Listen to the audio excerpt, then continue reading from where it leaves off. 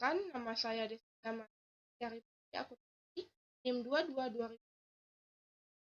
Di sini saya akan menjelaskan tentang faraid atau warisan. Yang pertama, pengertian faraid. Faraid ialah bentuk jamak dari farid, artinya takdir atau ketentuan. Menurut istilah syarat, adalah bagian yang telah ditentukan bagi ahli waris. 1.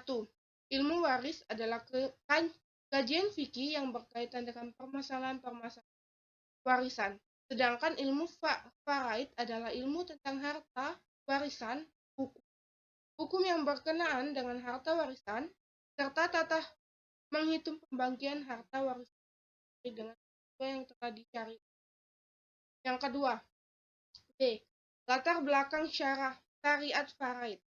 Sebab turunnya perintah pembagian kewarisan ini adalah jawaban atas apa yang menimpa istri Sa'ad Ibnu Rabi yang melapor kepada Rasulullah SAW atas tindakan pamannya yang mengambil seluruh harta peninggalan suami, sehingga dia tidak dapat membiayai putrinya, serta ini dijelaskan di C. Beberapa hak yang berhubungan dengan harta warisan. Yang pertama, dikeluarkannya zakatnya 2,5% harta.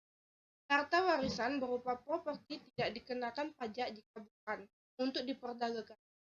Tetapi jika properti disewakan, maka hasil penyewaannya dikenakan zakat jika telah mencapai nisab baik secara terpisah atau digabungkan dengan uang dan barang dagangan yang lain.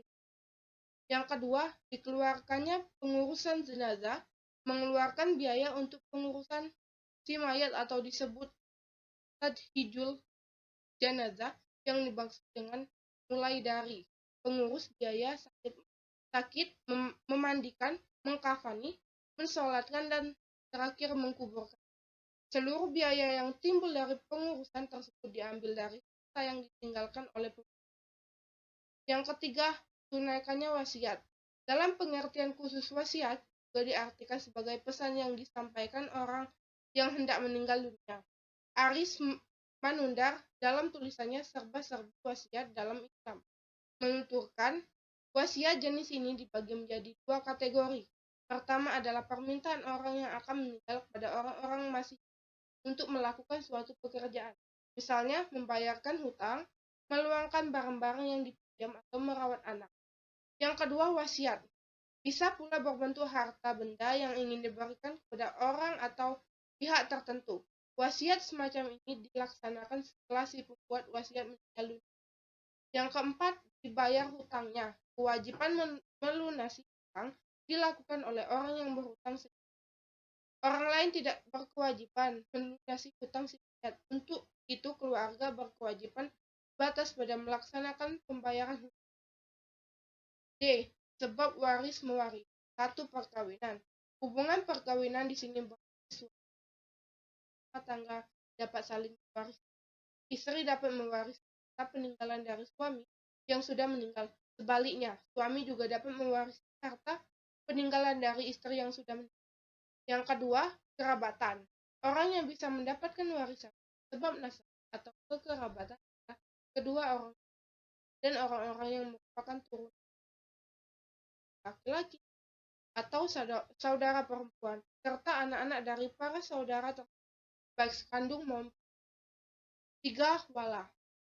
Dan yang keempat, hubungan Islam seorang yang meninggal dunia, namun tak memiliki ahli waris yang memiliki sebab-sebab di atas atau bisa mewaris.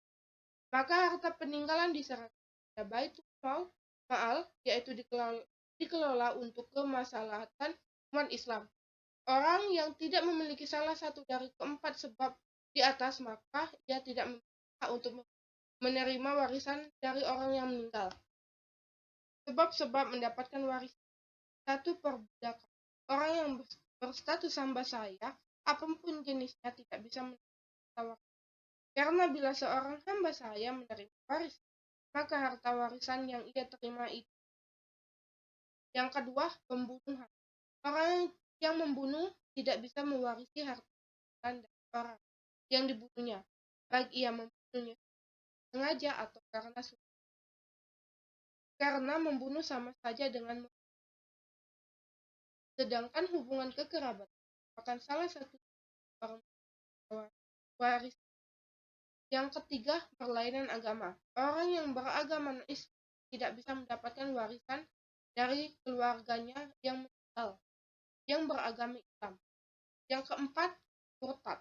Di antara hal-hal yang bukan hak waris orang adalah masalah perbedaan agama, di mana seseorang Muslim tidak dapat mewarisi atau oleh orang non-Muslim apapun agamanya, maka seseorang anak tunggal dan menjadi satu-satunya ahli waris dari ayah akan gugur hanya dengan sendirinya setelah tidak bergantian.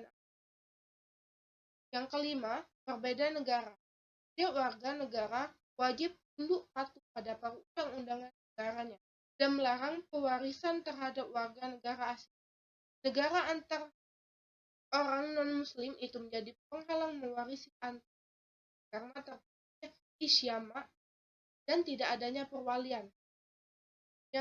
Yang ke F, rukun syarat waris mewaris. Yang satu, waris mewaris. A, ma'urudz atau tilkah, yang berarti harta benda yang ditinggalkan oleh sayyid. Yang B, muwaridz, orang yang meninggal mati atau. Dan yang C, waris, yaitu orang yang akan mewarisi harta pewaris. Yang dua, syarat waris mewaris. Yang A, matinya mewaris. Yang B, waris. Dan yang terakhir, tidak adanya halang mewaris. Baiklah, itu saja yang saya dapat sampaikan. Apabila ada salah-salah kata, saya mohon maaf. Apabila wal hidayah. Wassalamualaikum warahmatullahi wabarakatuh.